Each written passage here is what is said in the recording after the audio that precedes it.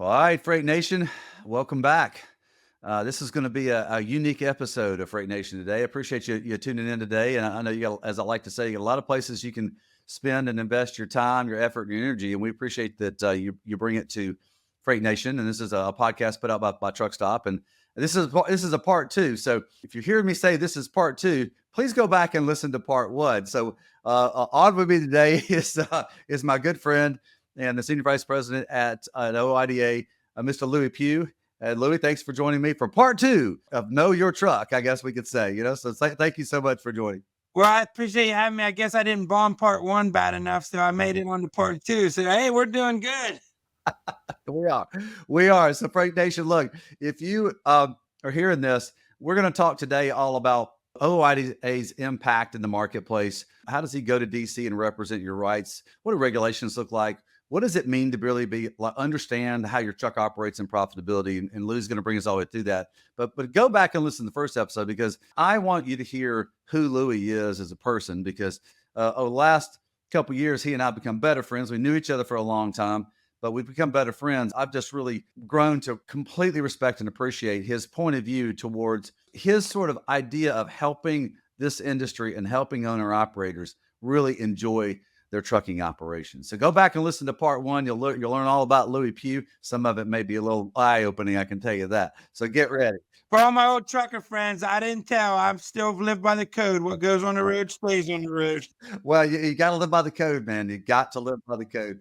All right. So in the first episode, you talked about how you got to OOIDA. We talked a little bit about some of the things you do there, but we want to go a little bit further in depth. So talk a little bit about Lewie, as now that you've been there since you've been kind of on the team, doing your thing since 2017, full-time with OOIDA. And so you're now, I'd call you an expert at what does it mean to advocate for trucking and to advocate for the owner operator. So talk a little bit about like OOIDA and kind of like their sort of point of view and your point of view on why OOIDA is impactful and necessary for the industry. Yeah, of course, OOIDA was started in 1973 out of a need. Because right here on my shirt, at 1973, right there. OOIDA, I got my OOIDA, fighting for the Americas, for America's truckers. I just want to make sure everybody, you can't really see it, but I want to make sure you understand. I got my OOIDA t-shirt on. Yeah. Well, with that being said, we were started in 1973, which was a good year because I was established in 1973 myself. So that's a good year. But anyway, with that being said, wait a minute. Does that mean you were born in 73? Yeah, exactly. Established. I love it. So with that being said, of course, at the time is when the Arab oil embargoes were going on. Fuel prices were skyrocketing. Fuel was either you rationed or very high costs, and truckers were speaking up. And a few truckers got together and decided they'd go to Washington, D.C., and they would tell the government the world's their problems, get them fixed, and get right back on the road. Well, they did that, and they realized right away that it was going to take a little more effort, if not a lot more effort. And I jokingly say, but there is some truth in this statement. Here we are now, going on 52 years later, and we're still fighting some of those fights in D.C. because the government moves very, very, very slow. Yes, it does. I have learned that too. So, but with that being said, that's how we were started. And I mean, we were started just by a bunch of truckers, and a couple of them which shut down some roads up on Interstate 80 and some other places, and a little bit of dust. But after, I think, about the first 2 years, we changed presidents 3 times. We ended up with Jim Johnson as our president. Jim realized the need and the necessity. He also realized we had to figure out other ways for profit and stuff like that so we can stay in business besides vision. Pretty soon he met Todd Spencer in 1976. Todd became a member, and Todd started kind of working part-time, and then Todd came in the office, I think, in 1980 and really started building our advocacy as well as our magazine, Landline. So, and the two of them together, Jim kind of on the business front and Todd on the government front, and they built us to what we are now, which is a legitimate association. And what we've learned over the years, and I know it gets frustrating to truckers, and it's frustrating to me as a trucker. We're truckers. We want action, rah, rah, rah. and we're blue collar guys and hard workers. So and trucker, and it's the slowness of government regs once is irritating, and two, we get people all the time. You need to shut down, or do these kind of things. Well, for one, as a trade organization, we can't ask people to shut down. That's against the law.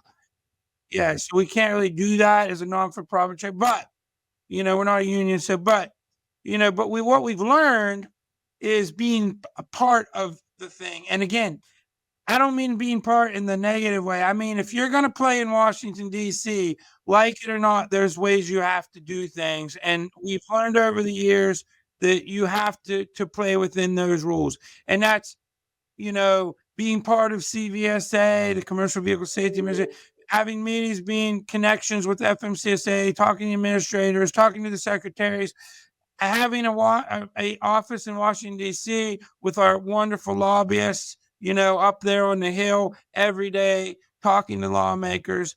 I go out and talk to lawmakers. And then the other thing that really sets us apart from all the other trucking associations, Todd and I were truckers, so we help run the association, but our board of directors, we have a board of 22 people. You've met our board. They they're all either actively trucking or we're active truckers. You have to be an active trucker to get on our board. And, they're our kind of our eyes and ears out there on the highway. When I was a board member driving truck, if you see things are happening, they're the kind of ones that give us feedback. They help guide our policies in DC. Now, what I can't stress enough is we are sometimes going to be on the other side of the fence with some of our members. OOIDA was on the other side of the fence on some regulations with me when I was trucking and as a board member, because we don't look at things, what's best for you or this individual or that individual. We try to put together with our board, because our board is very diverse in all different walks of the industry and all over the country. What works with our board and ourselves and everybody here together, conglomerate, we put our heads together, and sometimes we argue and push a little, but we try to come out with the best outcome. What's the best for trucking in general?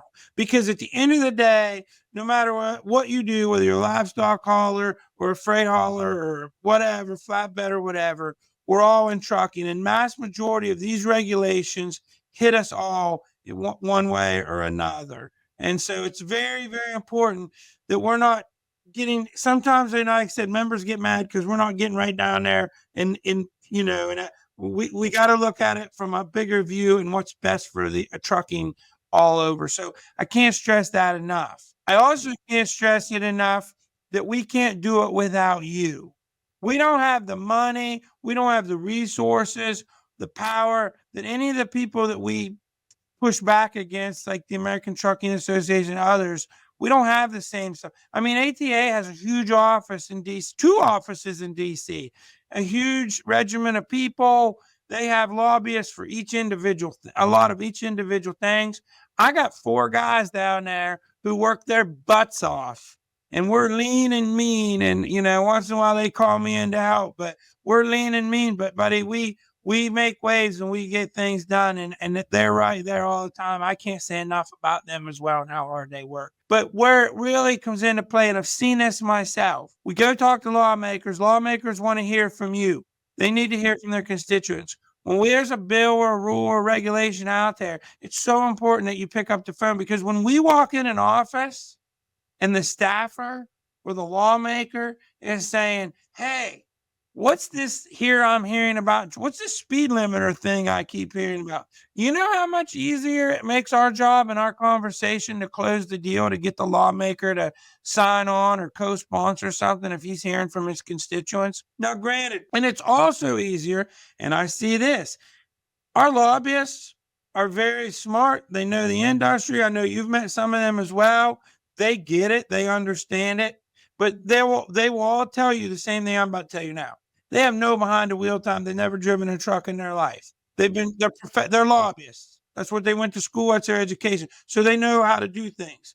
What really makes a difference is when myself or somebody else comes in there with trucking experience and you can say, hey, I've done this for 20 years. This is what's going to happen, or this is what's happening, or something. And when drivers, and I hear so many drivers come to me at truck shows or call in there and say, well, I don't like to call because I don't know what to say to him or how to talk to him. That's what you guys do, and that's what you guys are for. That's not true. I'm just a trucker. I got no college degree in government, or I got no college degree at all. I'm just a trucker. You're the expert of your industry. Nobody can tell the lawmakers what is harming or helping your industry better than you. And there's about maybe four people on Capitol Hill, and maybe I'm even being generous at that have any kind of trucking background or knowledge. I mean, Boston Mike Collins both do. A couple members I've talked to work with trucks in college or stuff like that. But, you're the experts. It's real easy. OOIDA makes it real easy for you. We got a website, Fighting for Truckers. You can find your lawmakers' phone numbers and emails, or you can message them right from it in an email. But just call and be nice, be professional, but be direct. This is what happens. This is how this affects. Speed limiters are going to make the highway totally unsafe because of blah, blah, blah, blah. I see this every day, blah, blah, blah, blah. Whatever the issue is, don't be afraid. And, it's kind of funny if you build these relationships with your lawmakers. One, tell them what you're wanting, and then call back and follow up with them. Don't be afraid. But, sometimes we get members who end up getting a pretty good relationship because you're going to be talking to staff realistically, but you'll get a transportation staffer that if you call enough, they realize that you know what you're talking about. They might start reaching out to you, and that does happen. We have members who they get calls from their lawmaker's office saying, hey, have you heard about this? What's your opinion of this? Whatever. So, it works. And grassroots is what we are. We're a grassroots organization founded by truckers, run by truckers. Our members are truckers.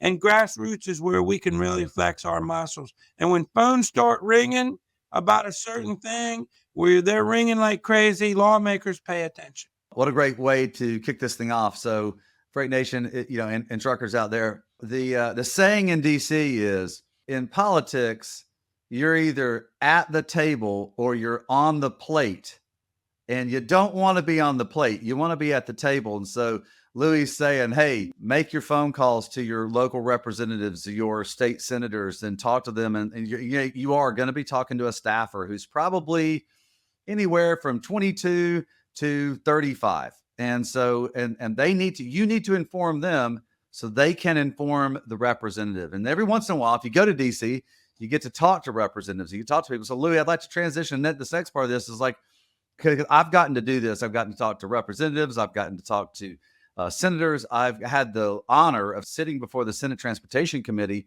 and actually giving my testimony about the industry. So talk to the Freight Nation watchers about what is it like to be the person that's at the table talking to these representatives, because you talked about the importance of this, but what is it like firsthand to do this? Well, I think I talked about part one a little bit, but to me, it's moving, not necessarily because of who I'm talking to. It's where and why and how. It's pretty freaking amazing. I mean, if you think about it, that we live in a country so great that people without education or, come from poor backgrounds or are able to end up being on the stage of Washington, D.C., trying to help, shape legislation and rules to help blue collar and fellow truckers. So that's pretty moving. But, it's very interesting.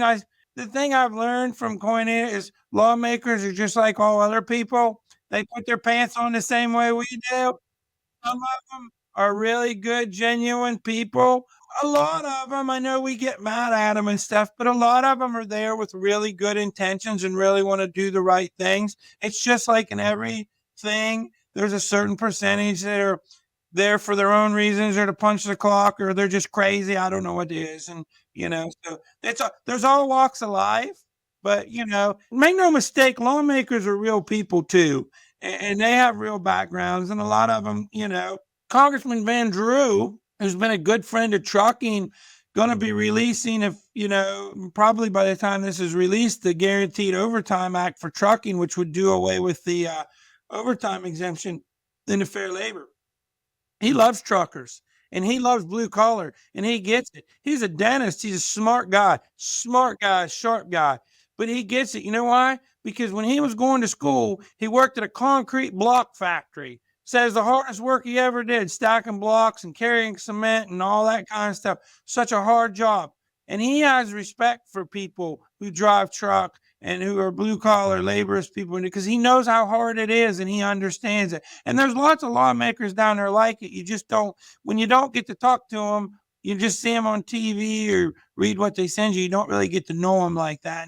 And I've been fortunate to get to know a lot of them like that.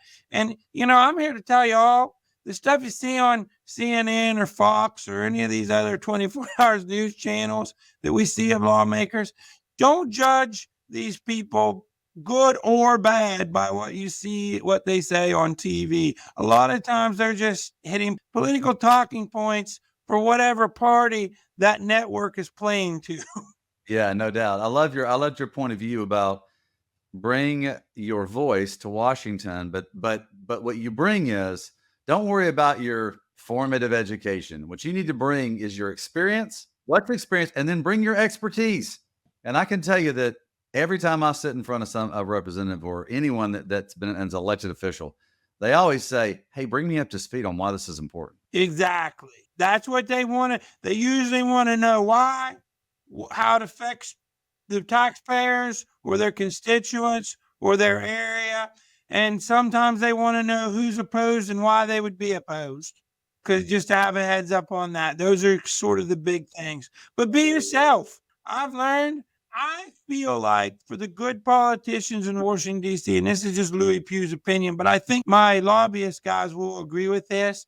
I think it's a breath of fresh air when lawmakers and staff hear from professional people who understand, and truckers, you're all professionals, when they hear real world stuff and people who are just themselves, because there's so much fake and so much phoniness and stuff like that in DC. And, you know, people are afraid to, you know, just to be themselves for whatever reason. I think it's a breath of fresh air to them when they can talk to people who aren't afraid to just be themselves. Yeah, no doubt. So Louis, yeah, and I agree with you 100% on that. So let me ask you this.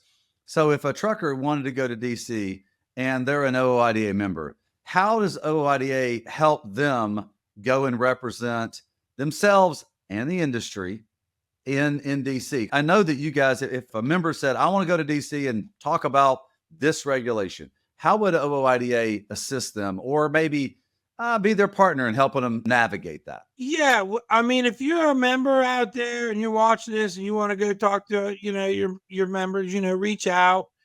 You know, and my guys are happy to try to set those appointments up for you, you know, give you talking points, talk about it. They're happy. I mean, if they're able, a lot of times they'll accompany you, because it is very complicated down there if you don't know where you're going, especially your first time. And I mean, I've been going now since 2017 on a regular basis, and I still get turned around once in a while.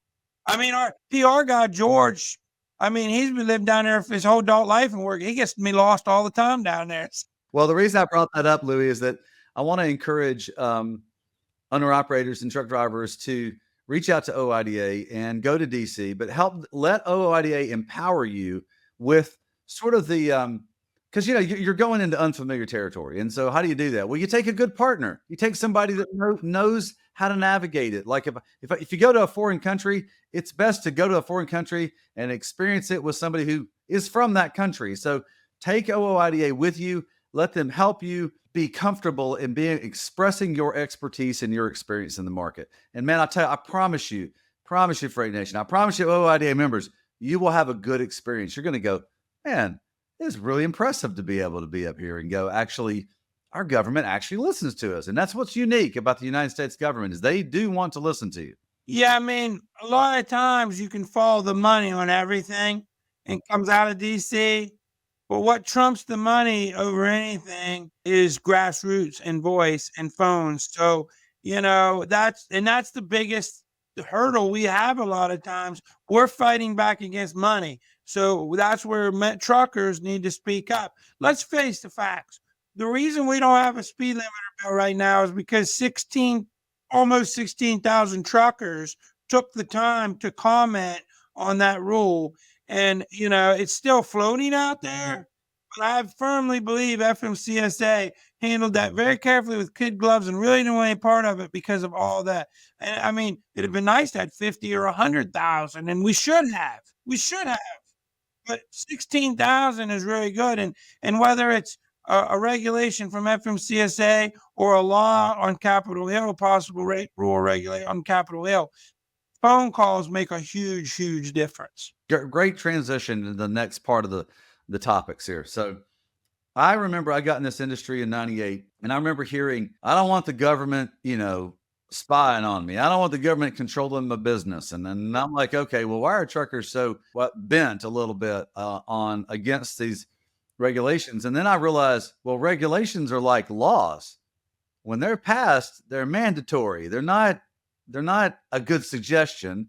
And so fast forward into, say, 2015, when ELDs started their march into being mandated. So talk a little bit about regulations and a little bit about the FMCSA's responsibility and that sort of thing. And look, I respect the FMCSA, and I respect the people that I work with there. And I appreciate all that they do to help create safety on the roads. But let's just talk a little bit about regulations and about your point of view, OOIDA's point of view, and then just kind of maybe just a general update on regulations. Truckers heck, I'm with them truckers too. I don't want the government any of that stuff. I was fortunate to get out of my truck right before the ELD mandate passed, and I'm glad, because I don't know how I'd have dealt with it, but it is what it is. But there's lots of people nowadays, we hardly get a complaint about it ever. I think people have accepted or gotten used to it, and a lot of new people's come into our industry that's never driven a truck without one too. So there's all that. But truckers get irritated because I remind these people all the time, whether it's FMCSA, CVSA, or safety people or reporters, there's no one in this world who cares more about highway safety than the American trucker. That's their office. That's where they spend the vast majority of their days. I like the way you put that. The road is their office. Yeah, the road's their office, and it's their livelihood. And if something bad happens to them, whether it's their fault or not, it can put them completely out of the industry and their career and everything. It can, be earth shattering. But with that being said, truckers, probably the more accurate statement, I know it doesn't get said by truckers much, myself included, we don't mind regulations if they're regulations that make sense. The problem is, it seems like there's not a regulation out there that doesn't make sense that they all love. It's like we trip over all these regulations, and we miss the big ones that can make a big difference, worrying about all these little stupid ones that don't matter at all. Like the way the words should be on the side of your truck, whether it's operated or and stuff like that. There's nothing to do with the color of your light cords and all these little things we get messed into. I kind of put it like this. A few years ago in Ohio, I get inspected down Chillicothe, Ohio, at the old scale. And I get pulled in there, and they pull me around back to a level 1. And they did it in like 20 minutes or less. It was the fastest inspection I ever received. And when we got done, I said to the officer, he's a real nice guy. I said, I appreciate this. I said, I'd like to get home. I was on my way home. I said, I appreciate this being so fast. I said, I've never had a level 1 this quick, thank you. And he said, look, I looked at your truck. It's neat and clean when I come in here. Your tires, your brakes, your lights, your steering, the important things that I know, if those are good, you're operating safe in your logbook. All that other crap, I ain't got time to mess with it because it don't mean nothing anyway. Now, he's probably not supposed to say that, but hey, he's right. And that's the problem. We got this book that's thicker than the Bible that we're supposed to follow all these regulations. They're worse than God. At least God's rules make sense. They're pretty short and sweet. Pretty much treat people like you want to be treated, be nice, and you're okay. But anyway, that's the thing that irritates truckers, is all this time wasted, and studies and research and study and research. And, we've been studying research from parking for 20 years. Guess what? Every study shows it just continually gets worse because nobody is doing anything about it. Well, hopefully there's going to be more and more solutions to that problem. So let me ask you a question. So in your mind, what regulations do you see that maybe just passed? Like you brought up ELDs, that there was a lot of complaints before they got mandated, and then when they got mandated, there haven't been a lot of complaints after. We haven't seen a lot of complaints either as Truckstop, and so and I'd love to get your opinion on this. I have long said that ELDs in the long run are going to end up making any trucker, but especially the small trucker, more money, because now they can prove their time that's being wasted by detention or by, I didn't get loaded fast enough, so it put me into traffic and it slows things. So the idea of actually being able to justify your time. What's your thoughts on like the ELD regulation and experience and sort of how it is in the market today? Well, I think we saw a little bump in rates and stuff after it came in, going through the growing pains, and they fell back down. I agree with you that we now have the tool to track time, which should. I think that I just talked about this earlier on the Dave Nemo show. The thing is, the two things we need with ELDs, and to get to what you're saying, in my opinion, is one, we need this whole overtime exemption taken out of the Fair Labor Standards Act. Because as long as carriers and shippers and receivers and all these people do not have to account for the driver's time in any form or fashion, an ELD isn't going to make it more profitable for them. But the good thing is, that's always been the complaint in the past. That's why the rule was passed in 1938 or wherever, this exemption was put in, because we have no way to track these truckers. They can hanging out at the diner, sweet talking Miss Millie or something, the waitress, instead of working, because of course the trucker's always the bad guy, unfortunately, which is sad. But with that being said, you're right. Now we do.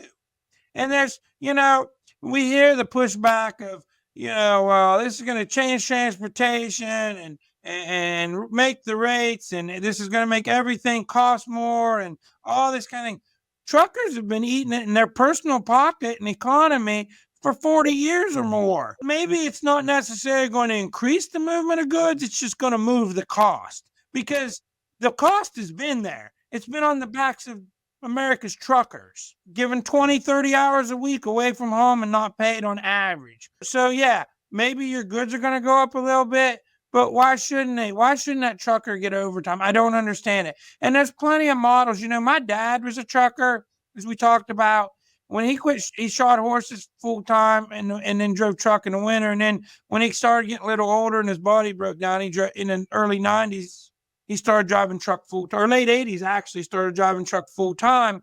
And his first job, full-time job, and that's what part of the reason he stayed, because he'd been working on percentage and mileage in the winter. But that winter he went to work for a company out of Columbus, Ohio, hauling goods and over the road job, either to Chicago or Baltimore mainly. And guess what? He got paid by the hour. He was paid by the hour. And he worked there, and come the next spring, he's like, I'm getting old. My back hurts. I'm getting a little tired of fighting horses all the time. I think I'm just going to stay here, because he made a good salary and the company had no overturn. Somebody had to die to get him to leave. And he worked there until that job completely went away.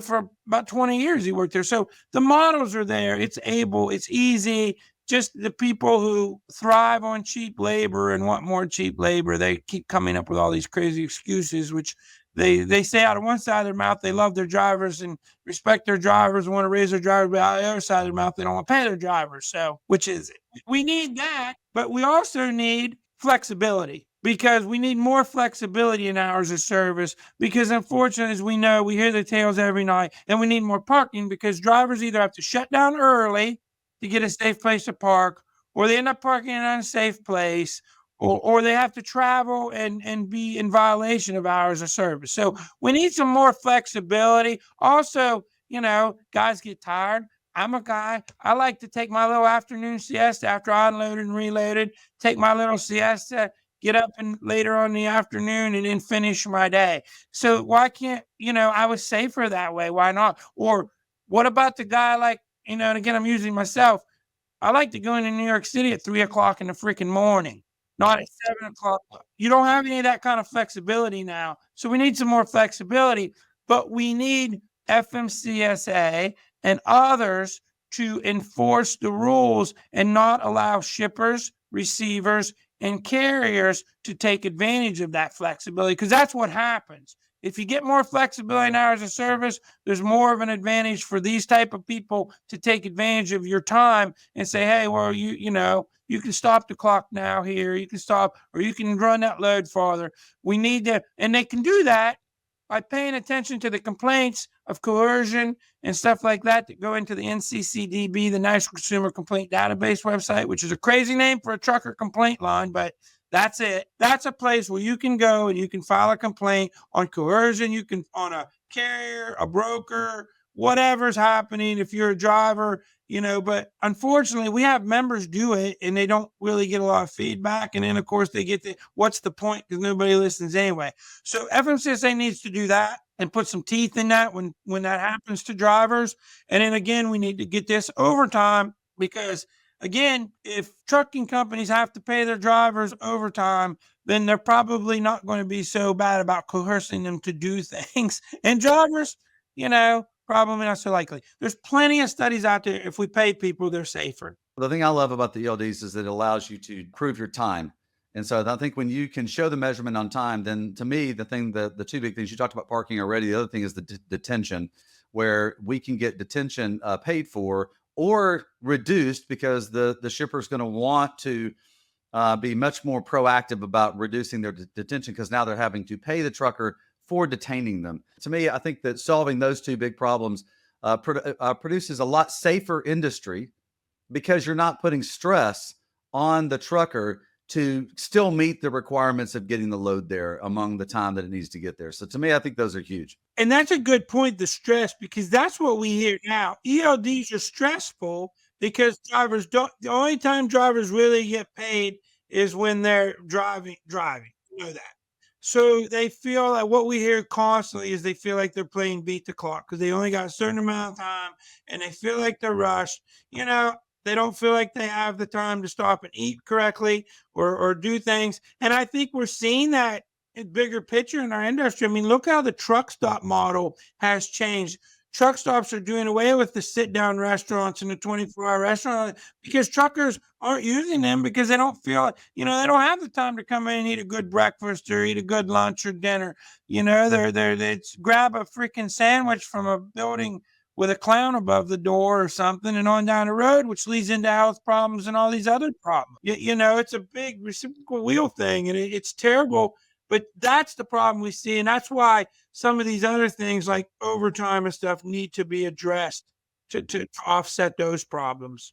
Hey, real quick, I want you to hit on this, because I think we'd be remiss not to at least talk for a second about it. But I want you to talk about it a little bit different angle, because you and I caught up at a trade show in Chattanooga earlier at the end of last year about this. And it's about rate transparency within the marketplace, the regulation 371.3. So if you want to know officially, it's called 371.3, which is the technical term. But here's what so Freight Nation and OOIDA members, here's what Lewie and I were talking about. There's obviously the rate transparency thing, but it was more along the lines of the actual contract that the carrier is required to sign. So listen, could you talk just a little bit about your thoughts and concerns about the contracts that the carriers happen to sign? Because the rate transparency thing, I think, is one part of the argument, but the other part is the contract that they have to live up within. Because, and the reason I bring this up is that in the spot market, when you're moving spot market freight, you have to secure a load in a minute or 2 minutes. You don't have a lot of time to read a 10-page document. So you've got to agree to certain things. So could you talk a little bit about your concern and OOIDA's concern when it comes to that aspect of rate transparency? I'd like to start out by saying OOIDA isn't asking for new regulations or new rules, because that's what this gets painted at. We're asking for enforcement of a rule that's already on the book. And enforcement, what we're asking for is just what you're talking about. What we see happen is so many brokers out there make truckers waive their right to 371.3. And, we don't believe that any private business entity has the right or ability to ask another private business entity to waive their rights to any regulation and the big green Bible we were just talking about. I can't hire a trucker and say, hey, you're going to sign this paper and waive your rights to hours of service, and you're just going to go out and do whatever I tell you to do. That's you can't do that. And we feel that brokers should not be allowed to do that as well. I get a lot of members calling her, well, this isn't going to do me any good because I need to know. We should know this before. No, nobody has a right. You have to negotiate, and that's it. And I remind them, you're not a part of a transaction of anything until you pick up the load and deliver it. Then you're part of the transaction. And that's what the rule says. It's all parties of the transaction. So, yes, that's the first thing we wanting and asking for. And the second thing, part of this, was that this information, if a carrier asks for this information, that it can be sent to them electronically. We know everything in today's world of transportation.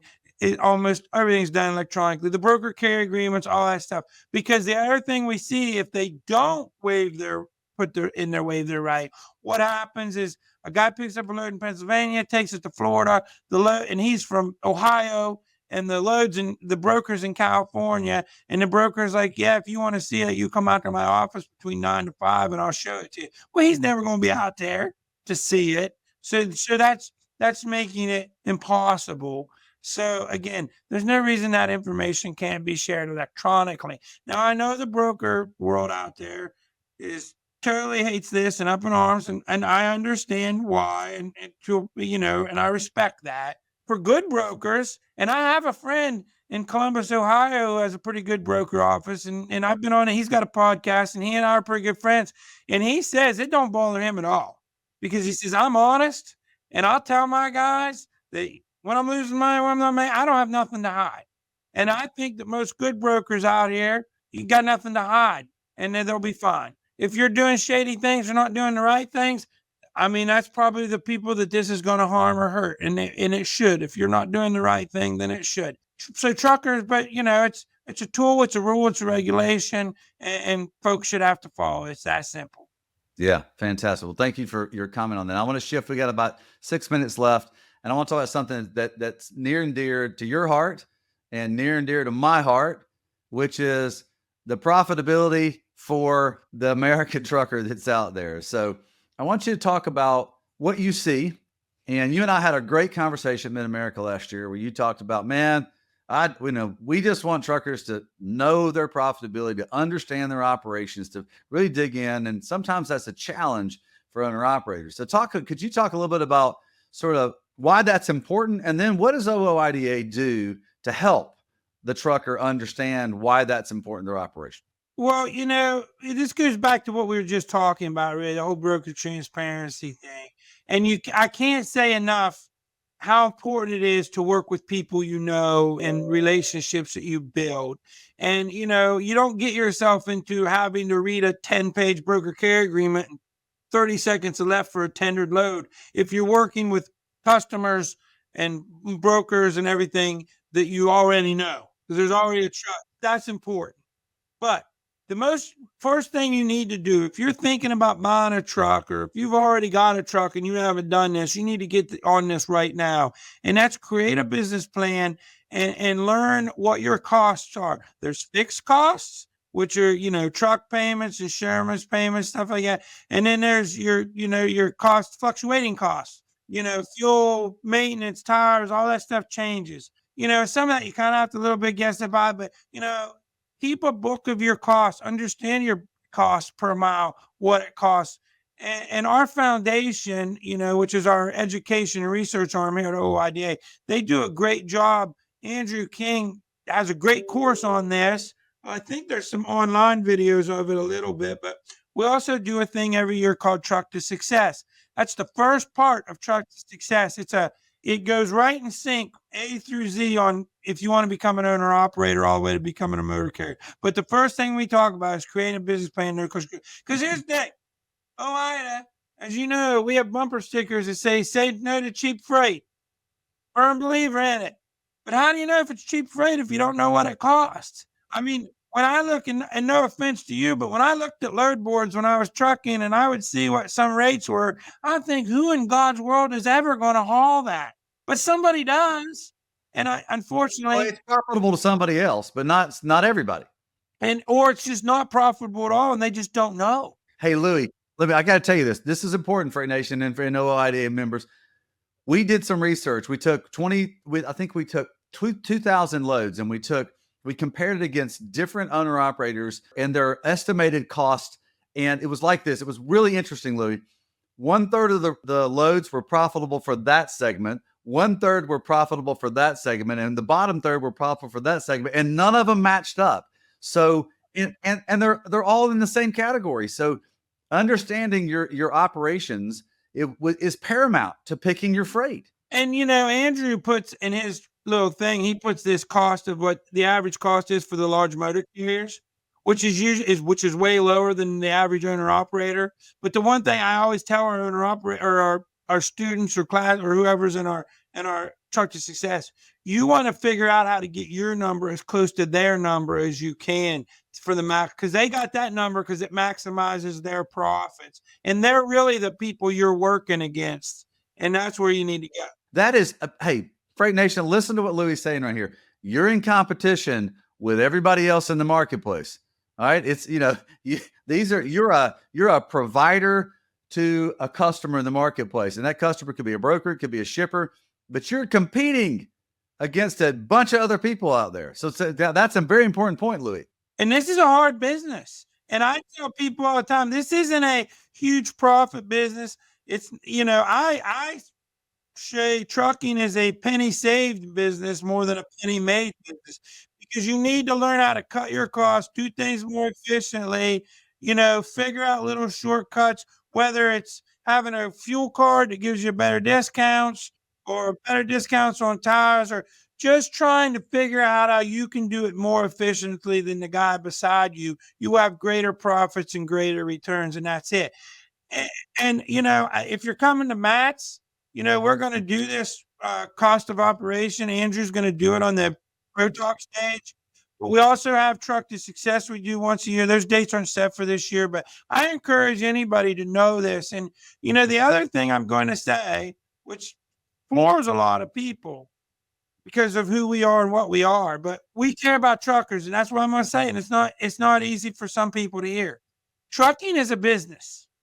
And just because you're a good truck driver, and there's lots of people are, and they're safe and professional, doesn't necessarily mean you're a good business person. I started in this industry in the early 90s. I feel like about anybody could buy a truck, and you got a little bit of common sense, you could dumb yourself around. And fortunately, that's what I did for a long time, was dumb around and figure out how to make it. But in the late 90s, early 2000s, it became to where you had to put your business hat on and know these costs and be looking for these ways to be more successful. I mean, that's how all businesses that are successful work. They figure out the niche, they figure out a better way. And you can't rely 100% on the spot market. If you live and die by the spot market, you die by the spot market. You need customers, but you need people to help get you back in spot market people. But again, you got to work with people and have these relationships. We don't disagree with you in any way. So this is where people always go, how does Truckstop even say that? They're a load board. Look, we want you to get the best paying freight that is. It's usually around a relationship. It's either direct with a really good trusted broker you've worked with before, or a shipper, but figure out what that model is that works best for your profitability, and anything you need to fill in, use the load board for those things. And so, yeah, that's how the operation is going to work best. Hey, we got 1 minute left. Close out with this, because I want you to talk about this just real quick. You talked about understanding profitability and getting good buying advantages. OOIDA has many great opportunities for members there. Just talk real briefly about those, and then let's wrap it up. Yeah, we try to have this. We have both. We have some programs here out of need: insurance, drug testing, permitting, licensing, some health, life and health stuff. But we also have plenty of discounts that help not only owner operators, but employee drivers. We have a great partnership with the folks at Truckstop. They got a pretty decent load board out there, I heard, and they give you, but you can get a discount there. We have a great fuel card program, one of the best. We don't charge a monthly fee or anything. The only time there's a little small swipe fee, that's it. great discount network. We have a tire discount program. We have some travel, some hotels, and all that stuff. I encourage anybody, if you're not a member, or even if you are a member, reach out to our membership department, update yourself, look at our website on OOIDA, look at those discounts and stuff that we have. We're always looking for more. I always also encourage you as a member, if there's something going on out there on the road that we need to hear about or know about, call and ask for our compliance department. Talk to them. Or if you have a contract, make sure you send it through them. And, I can't say that enough. Read your contracts, know what your contracts are. And by all means, and I guess to wrap this up, on behalf of myself and everyone here at OOIDA, we truly love truckers, and we truly appreciate you, the American trucker, out there for what you do. We know it's a hard job. We know you don't get a lot of appreciation and thanks, but we appreciate you here every day. And thanks for what you do. And I hope you all get home safe to your families and are very profitable and have a safe 2025. Yes, sir. Well, hey, all right. Say, Freight Nation, you just heard the heart and soul of OOIDA because you heard it from Lewie Pugh. And I said, and this is why we wanted to do the second part. This is Lewie Pugh too, but it's also how to use your advantages and resources in the marketplace to help you really, truly have a fundamental great experience as a truck driver. So Lewie, man, thank you so much for being on today. Appreciate your heart for the industry. Appreciate my friendship with you. It means the world. My mama might not be like the fact that there's a Lewie Pugh 2. I think Lewie Pugh 1 was enough for her. All right, man. Well, all right, truckers, that's a wrap for Freight Nation for this episode on Lewie Pugh 2. All right, but don't forget to work hard, to be kind, and to stay humble. We'll catch you the next time. On behalf of the Truckstop team, thanks for listening to this episode of Freight Nation. To find out more about the show, head to truckstop.com/podcast. If you enjoyed this episode, make sure you hit subscribe so you don't miss any future episodes. Until then, keep on trucking and exploring the open roads with Freight Nation, a trucking podcast.